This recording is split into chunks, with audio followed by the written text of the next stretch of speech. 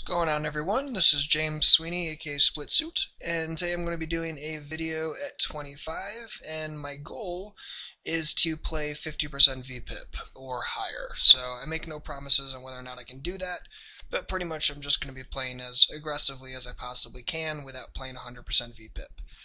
So, not really 100% sure what to expect, but I'm sure it'll be fun and interesting nonetheless, and if it's obviously a good take, I'll post it for you guys so you guys can enjoy and laugh and all the fun stuff that comes along with playing a ridiculous amount of hands. So this one is probably going to be a table that I would get off of if I were seriously going to do this, because short stack all on my left, and probably not going to be getting a tremendous amount of folds from them, so I'm going to have to be a little bit careful on that table as far as how aggressive I am. Maybe I'll run 70% vpip on the other tables and a little tighter over here. I'm going to 3-bet this if anyone opens, because, well, need to get my vpip somehow. And I have a blocker, and blockers are good, so...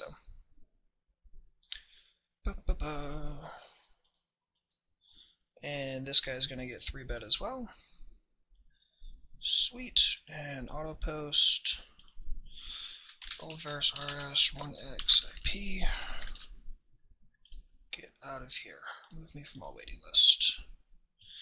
Alright, so this guy cold calls my 3-bet, that's obviously not good for business, so pretty much just going to tighten up right here and really play pretty straightforward. Really not much else I can do. So dead post over here. Really don't like having to attack them, but I'm going to. And I'm going to raise this kind of large, try to get some extra folds. Obviously I can't do anything there. Already got my vpip, so I'm happy. And here, I would squeeze, but I can't squeeze that guy. So decent enough flop, I'll just stab it. And I believe Disco Stew is a 2+2er, but I can't limp behind him with that stack as much as I would love to.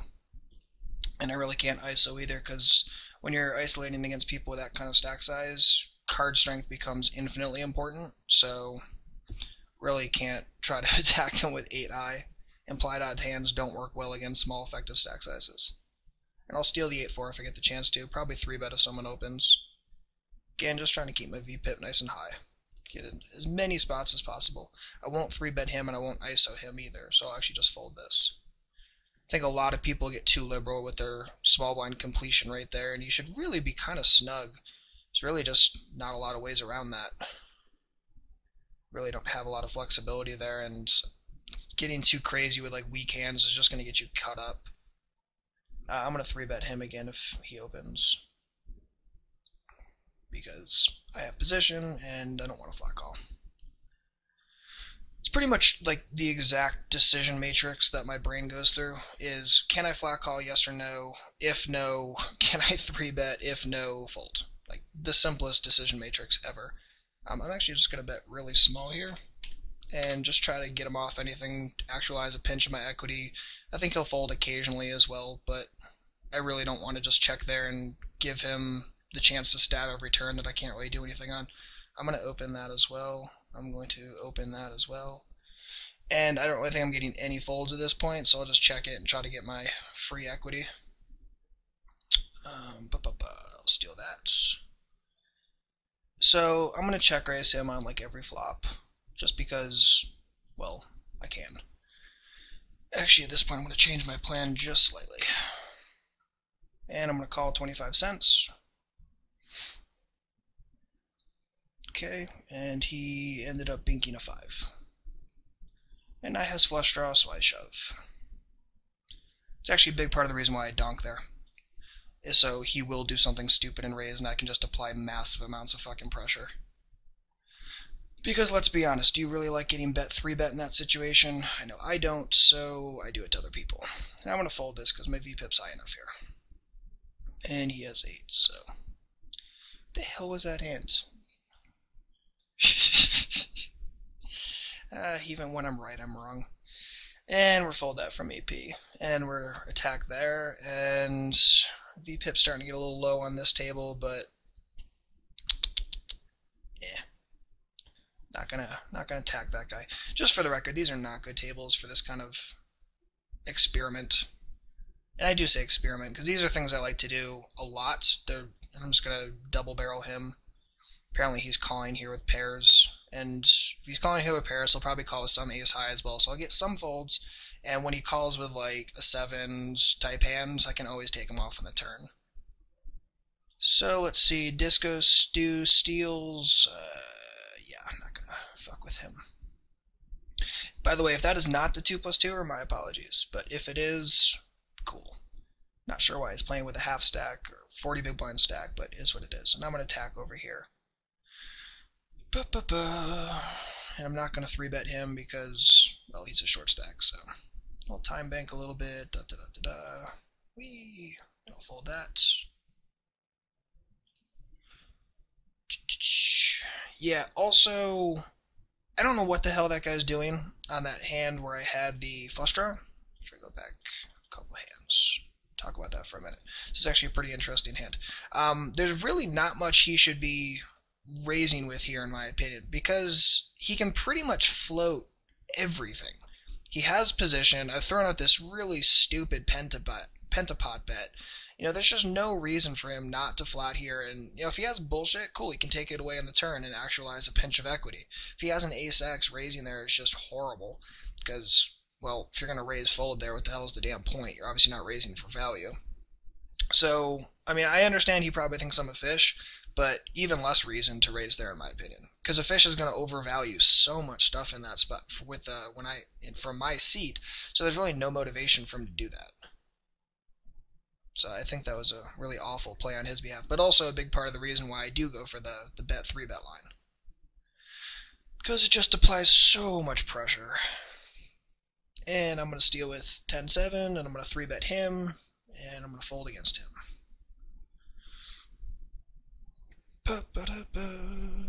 And I don't really want to do anything there, and that's a horrible board, so I'm going to go to 0.61. That's a good size bet. And Queen 10 is obviously going to get raised. So this guy apparently just wants to, like, be my best friend today, so obviously I'm going to flat call because I have a 10 and a 7, and he's probably pissy at me, so. Alright, so I could go for a bet 3-bet again, but I would prefer a little bit more equity. I'm going to check raise, though. Yeah, no. I'm going to go to 4.35. Because I'm trying to piss you off. I'll make it seem like I have a decision. By the way, I normally won't complete this, but I will just for the exercise. And okay, fine, you win that one. This is going to suck. So we'll lead it out for a buck, see if we can't get someone to call with a flush draw, and then we're start banging away from there. So brick 3 on the turn is what I'm hoping for. Yeah, that guy's getting 4-bet. Fuck you. Okay, wasn't really hoping for that card, but fold that. Well, that's a bad one. So we're just slow check here. See if we can't get him to check back, I don't know, 4s with it. Obviously, I'm not really calling a bet here, so it's not really something to worry about.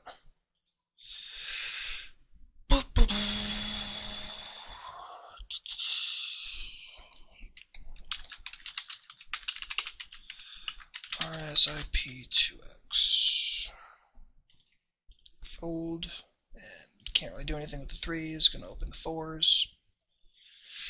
Yeah, and that's actually, I mean, I'm not gonna say that exact situation is why you don't complete 8-9s from the small, but you just don't complete 8-9 off from the small. Because chances are you're not good enough to play it, and I don't mean that as an insult, it just is what it is. You're always, you know, when you catch these 2-pair hands, which is okay, is great, you're always catching on these really wet, connected-ass boards, and I don't know about you, but they're not incredibly easy to play. You know, if I fear I struggle with them slightly, you're probably going to struggle with them too. So they're just situations I would probably suggest getting away from. I am not planning on double barreling this guy, because unless I pick up like a flush draw or some shit, in which case I'm going to trip it. By the way, there's like nothing you can flat here, so it's like 3 hands he can flat. Yeah, and that's not a good board for me, so I'll give that to him. Because all the hands he should be flatting there with smashed the hell out of that board. Not with sets necessarily, but slight overpairs. So that was bad on his behalf. Hopefully I actually get a spot or two. All I've been doing is stupid raising.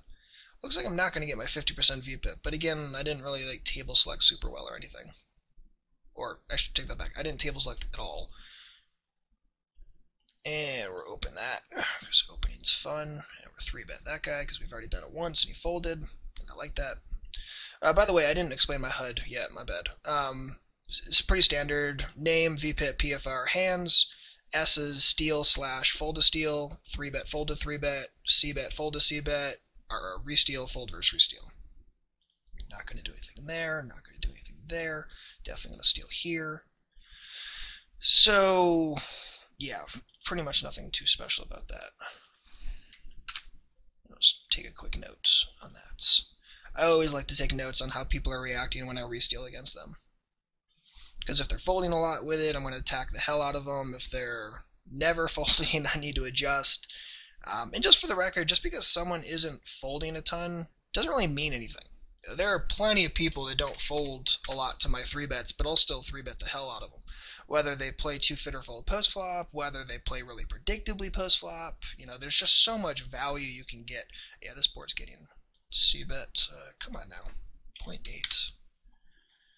And, oh, shit, that's a terrible table. Why am I still on this table? Yeah, 1.65.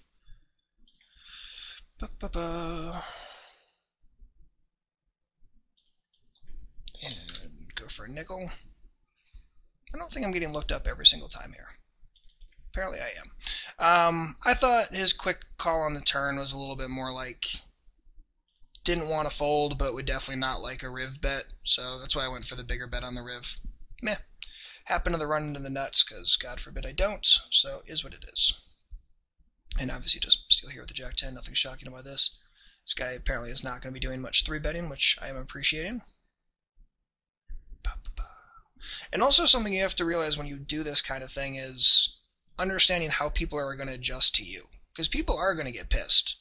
And people are going to naturally start adjusting. I'm going to steal the King 8. People are definitely going to start adjusting a little bit, like just naturally loosening up their standards and giving you a little bit more action. So what I'm doing right this moment, like in the first 12-15 minutes of my session, is I'm being a lot tighter.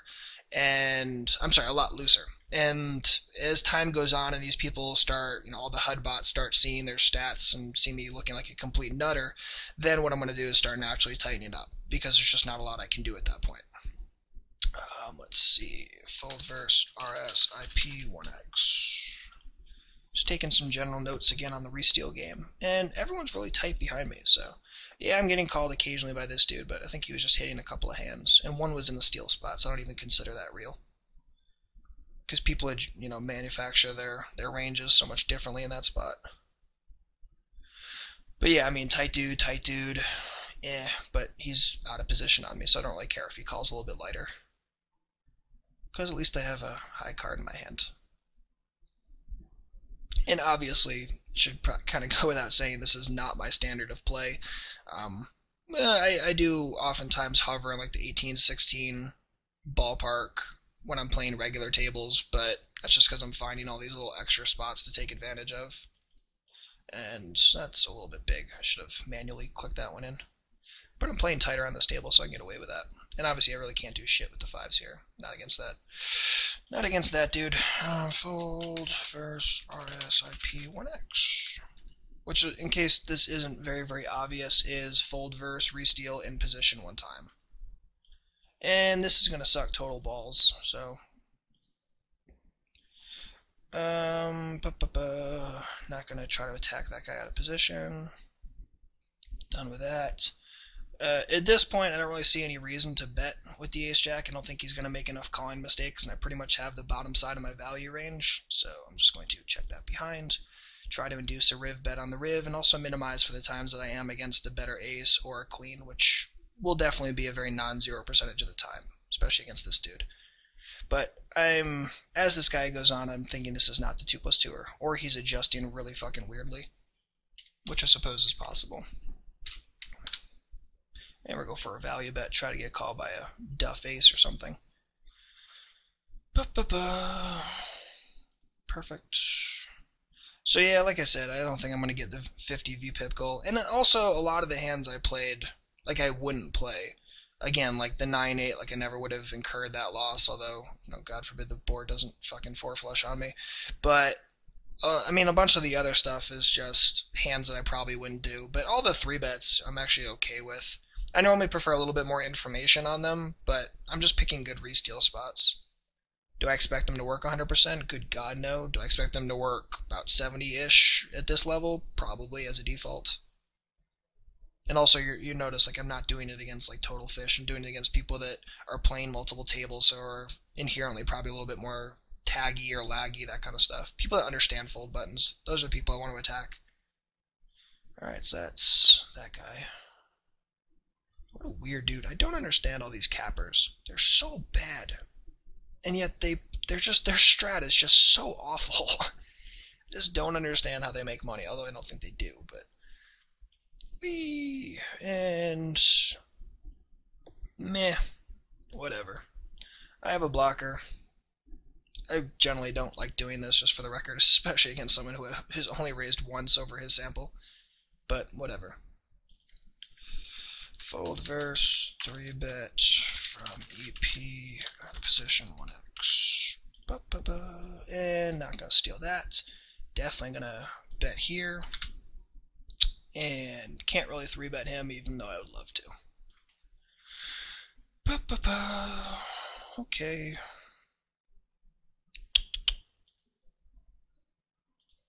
I'm just gonna try to fold out ace high. I don't think I always get looked up by it. And even if he calls, I always have some equity, I think. Whee! Scary bets are scary, because they're really big.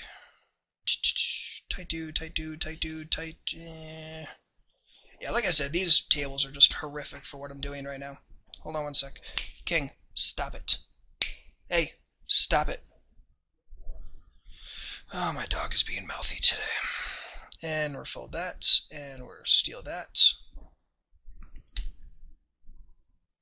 And obviously this is very loose, but it was, what, like 5 or 6 handed when I opened, and tight dude, tight dude, tight dude, whatever. So obviously he 3-bets, nothing I can really do here, so just fold. And ace 8, we'll go with that one. Go for a quick steal, see if we can't pick it up. And again, all I'm doing really is just checking my left, just being ultra dynamic, you know, trying to pick up on people that are folding a lot, just abusing people that are playing too straightforward. And you don't have to play 50% vpip to do this. I mean, like I said, on most of my tables, I'm only averaging like mid 30s% vpip, which yeah is high, but I mean I'm not playing like super crazy. And I'm not going to attack that guy. I'm going to stab with my gut shot because I has equities. And you posted, so he'll probably be folding this at least half the time. And I always have some cards. Oh my god, oh my god, oh my god. Okay, so at this point, he either has something that he's going to continue with, or he has nothing. So I'm just going to abuse him for the times that he gets really sticky with like King X, which he's definitely going to do against me. 4.04. And we're just going to go for the big boy on the riv, obviously.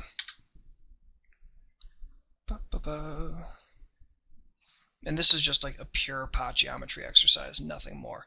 This is like the most awkward spot, in my opinion, is this tens, because I think most people would probably fare better if they just folded a lot more. It's a really, really tough hand to play. Out of position against that stack size. Okay, well, I have the best hand a lot then. Bet for a buck. For values! Do I want to try to get called by 7s or 8s? Or do I want to check and let him try to bluff ace king? I'm going to do the check one. Boo. Don't show me 7s or 8s because you're going to tilt me. Damn it. Exactly. Oh well, is what it is. I'm going to go back to stealing over here.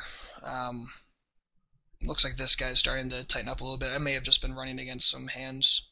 Although I don't think so. His 3-bet sizes were fucking weird. By the way, my apologies for the mouth. I've gotten some comments recently about that, and I realize that I do curse an awful lot, so my bad if you're offended. I should probably preface every video by saying if you don't like cursing, you probably shouldn't watch this one.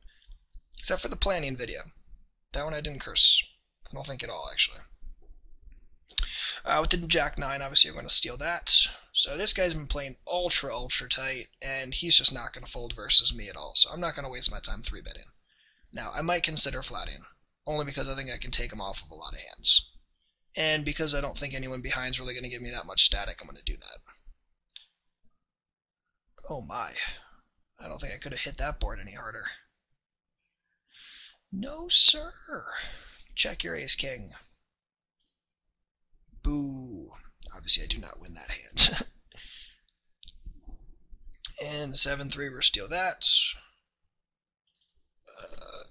3.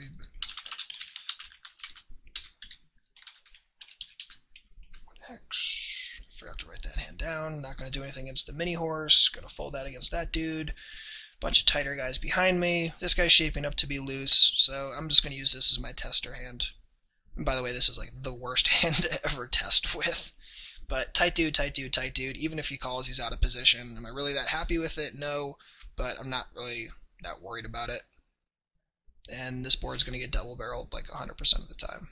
Never fold out the E7. Because he's going to float here with like every single pocket pair. And I'm not going to attack with the Jack Deuce, as much as I would love to. Ba-ba-da-ba. Yay! Predictable tags. Yeah, it amazes me how many tags just mindlessly peel that board off, that flop, and just... Like, you have to understand, I'm playing 50-43. I flat called one hand out of my last 28. I am not a very passive individual. This is thin, but whatever. I don't want to fold it. By the way, this is horrible. Don't ever do this. I'm just doing this because I want to maintain my vpip. Whee! Win a coin flip. No! Yes! Oh my god. How did that happen? No, sir. Fine. Alright. We win coin flips today. What? That is such a good check min raise. See, this is what these good players of this stack size can do. Just they leverage their stacks so well. The good ones. The bad ones are just horrible. But the good ones are constantly like applying massive pressure upon me without exposing much of their stack. It's a real art form to watch a good capper. However, like I said, most of them are not very good. Yeah, I'm gonna miserably fail on this. What's it called? This vpip thing. Who knows? And I'm just gonna go. Really can't ISO that. All right, I'm gonna limp it behind then. And I'm not going to 3-bet him again, because I've already 3-bet him once. This is one of those where I don't really want to ISO, because if I ISO, it creates an SPR that's really weird, like 4-ish, and I'm always going to have kicker issues. But it's a situation where you're getting close to commitment, you're not purely committed, it's just awkward as balls, and I'm just going to stack this off. Do I want to overbet this?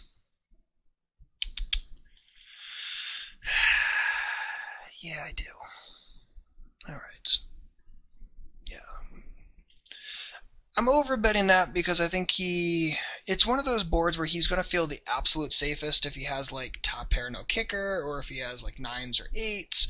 And I think against me he could easily talk himself into looking it up too liberally. So, whatever. This is not great either. I don't mind it with position, but it's really not like fist pump at all. Especially when there's fish behind you. Well, when there's fish behind you, it's actually better, sorry. But you really don't want to be like mindlessly doing this, because this is pretty break even in my opinion. But he hasn't raised it all over 20, so I'm imagining there's a bit more in implied odds. Oh my god, oh my god, oh my god, oh my god, oh my god. Sets are fun. If he checks, I don't make any money. Okay. So at this point, I normally like raising here, only because this is the board that's the absolute safest. If he has anything, it's going in here. If he doesn't, I think he's going to dub this super aggressively. I also don't want to let like an ace roll off that lets him fold something like jacks. So I'll be a little bit more aggressive in that spot and go for the raise. So, and I mean, that's what I'm talking about. Like, that's the board that's the absolute safest for him. So I think that's where he's going to make the most amount of mistakes before an overcard pops. Now, obviously, eights is kind of an exaggerated thing, and obviously, if I'm getting stacks from eights, my set mine was a little bit better than I may have given it credit for. But if he were like an aggressive fish or something, that actually becomes a really thin set mine against an 80 big blinder that raises to 4x. Alright, so we'll play for a little bit longer and talk a little bit, run through some hands, because I think there were a couple of hands that I'm not really thrilled with. I really don't want to raise here with a lot of fish behind me that are going to take position on me. I really don't want to open limp it either. And I'm just in the business of not flatting that against that stack size. So. Plus, I think against me, he can look me up a little bit wider. Now, I don't really want him looking me wider like ace-jack. I want him looking me wider like eights and sevens and stuff. I want dominated stuff, not stuff that I have slight equity edge against. And taikai, taikai. Okay.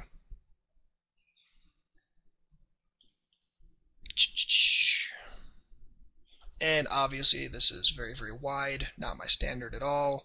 Not going to 3-bet him after I've 3-bet him once already, and he just saw me 3-bet ship the hand before. Yeah, I failed on the 50 vpip.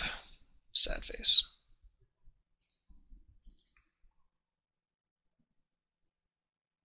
Oh well.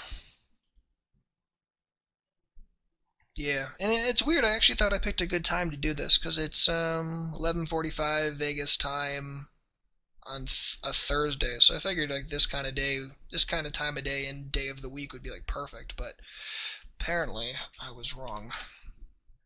So that guy 3-bets. What? I don't think he'd 3-bet being light out of position, so I'll just give him credit for it. Whatever. So I get 3-bet by the Mega Ultra Nit, so obviously I'm going to flat here, because I has position. Ugh.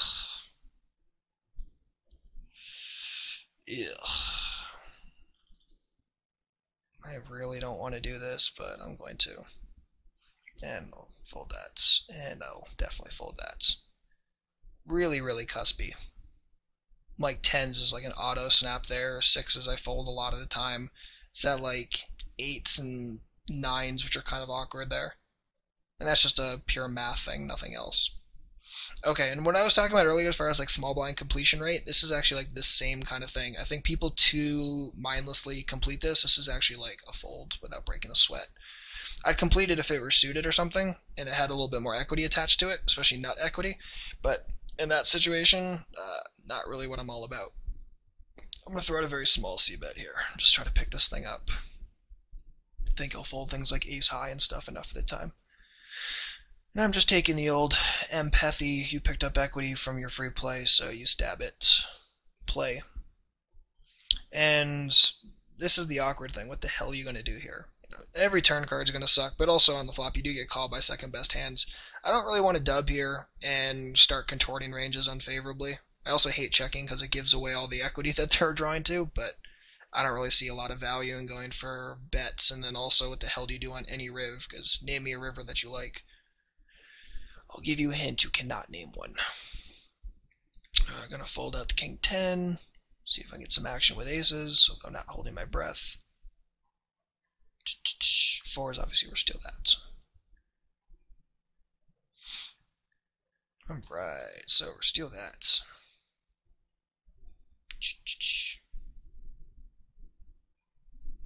Action, please. Sad face.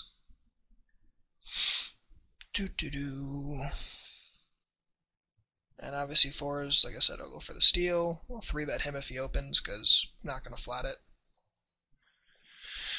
I also think people do that too liberally as well. Set mine in just absolutely horrible spots. I has fours. That's a bad board for James. So I check. Yeah, so apparently this video is just degraded into me talking about what I think most people do wrong, but oh well. And I'm also not going to complete this out of position, because how the hell am I going to make any money with it? I'm not going to c-bet this. I don't think I'm getting like any folds against this dude, or from this dude, sorry. So I'm just going to say forget it and just be done with it. Plus it's good to occasionally take a board off, so they don't think you c-bet 100% of the time. Not that I think this guy's smart enough to know that, but just in case.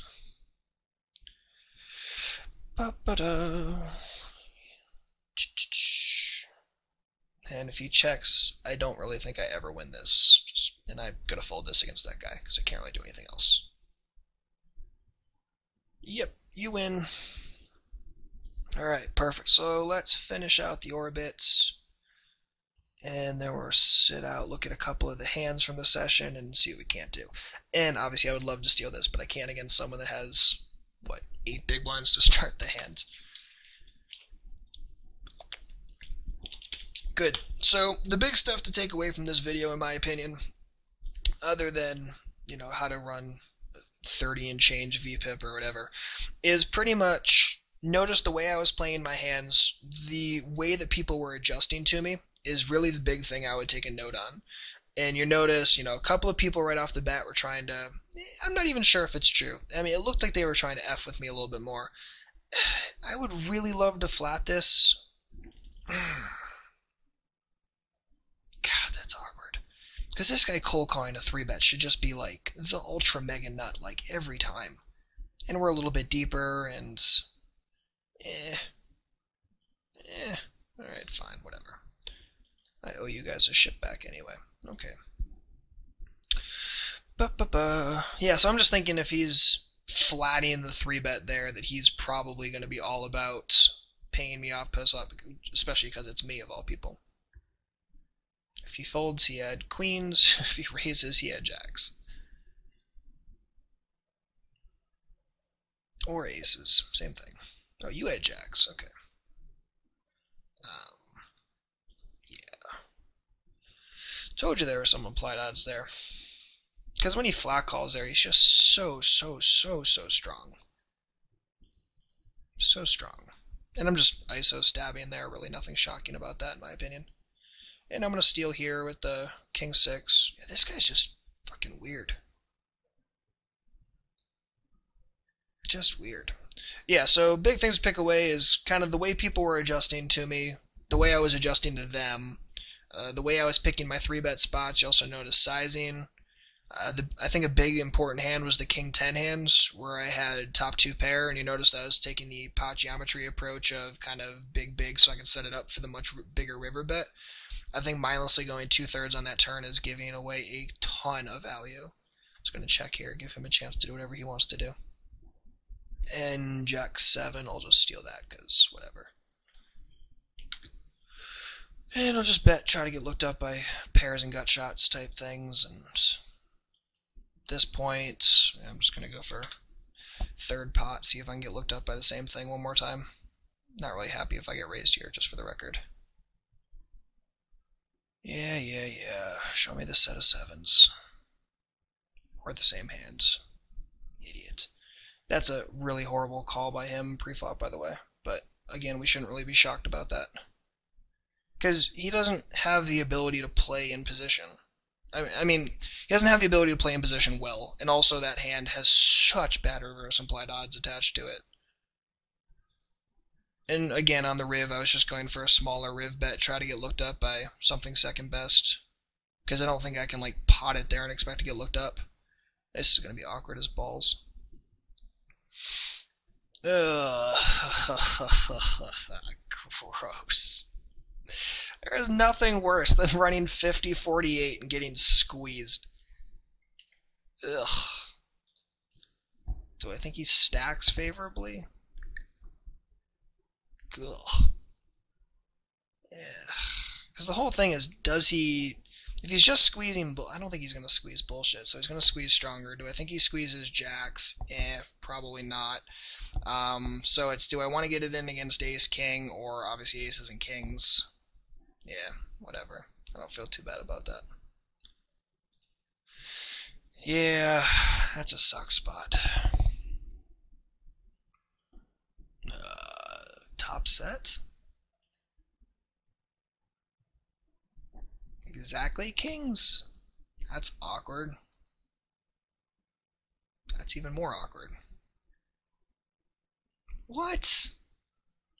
So confused by that. But yeah, I'm totally fine folding there. I just don't think I can really flat there. And I mean, I'm not going to flat there. I'm going to 4-bet because I think flatting, I really am not going to be showing many bluffs. 4-betting, at least I can have some air. So I'd rather do that. All right, let's bring up the hem, and we'll see what things look like.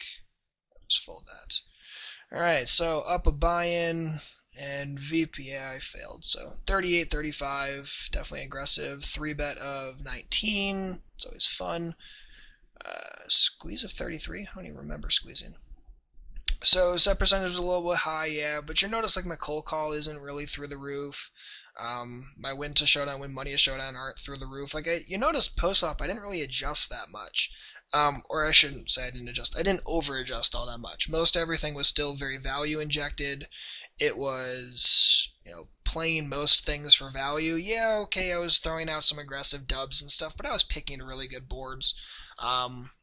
And I'm still fine with that triple barrel I ran against the guy on table 2 where he check raised the riv. See if I can bring that hand up. I think that was probably one of my biggest losers. No. Which one? This guy. Bring that hand up real quick. Alright, so like in this spot, yeah, obviously that's standard C-bet. Went for the dub here, or the dub just because I think he's going to fold a decent amount, but also the times that he does call, I think he's generally going to have like a pair and heart type thing. So I just go for the aggressive trip, because I do think he's going to, his timing on the turn didn't really seem like he was, it was either like, it had to be the nuts, or it was something that he was just getting pissy because he was facing a player like me that's running retardedly loose. And I also don't think he's going to look me up too light on the trip, because it was the first trip that he had seen from me, which is why I did it. The other big hand was the 9s. Again, I think the preflop was a little bit cuspy. If this guy were like a 48-20 or something, I'd probably do a decent amount of either folding or intentions of being a little bit stickier post-flop and really showing down more, as opposed to just playing more setter jet, because you can't really play setter jet against that person very well. So I ended up getting the nut on that. He pretty much pots it. And at this point, like I said, I think he's going to make the most amount of mistakes if I go for the raise here. So I just went for that, and I put the table all in. And obviously, no matter what he does, I'm happy. No matter what he calls with, I'm happy. It's just, I think he's going to be doing a lot of calling there, especially when he pots it into a 5-way pot. I mean, he has to be big. The other hand was winning the coin flip with the 4s. Again, that was kind of cuspy against that person, but there's a little bit of dead overlay, and I wanted my vpip. So again, not a hand that would normally happen. So if we take, say, $10 out of here, we're down to $18. But also, I mean, we could take it the same way, like the 9-8 hands. Like, I never would have played that, because I would have just, I don't think people should be completing this. I don't think they're good enough to complete it.